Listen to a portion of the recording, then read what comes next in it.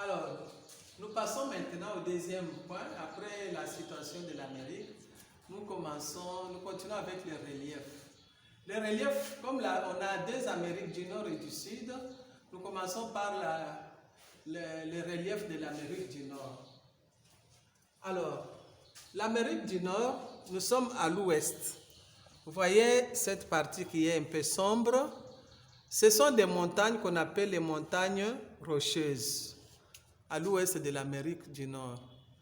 Quand nous avançons dans son centre, nous trouvons la grande plaine canadienne qu'on appelle le bouclier canadien.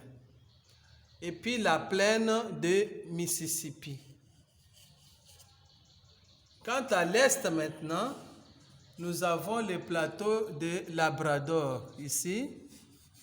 Et nous avons les monts Appalaches à l'est. Voilà pour l'Amérique du Nord. Maintenant, concernant l'Amérique du Sud, nous commençons aussi par l'ouest. À l'ouest de l'Amérique du Sud, vous voyez la partie foncée. C'est une chaîne de montagnes qu'on appelle la cordillère des Andes.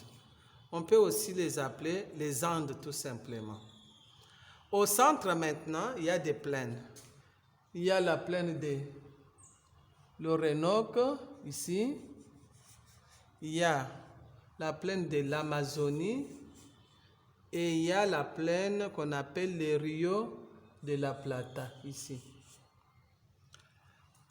À l'est de l'Amérique du Sud, nous avons des plateaux. Nous avons d'abord le plateau de Guyane, ici. Nous avons les plateaux brésiliens ici et nous avons le plateau de la Patagonie, c'est vers le sud.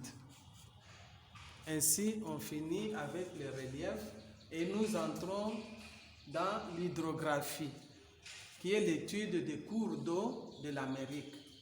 En Amérique du Nord, l'Amérique du Nord possède le plus long fleuve du monde, qui s'appelle le Mississippi, Missouri, aux États-Unis. Nous pouvons découvrir ce fleuve sur la carte. C'est ça, Mississippi, Missouri. Il est le plus long fleuve du monde.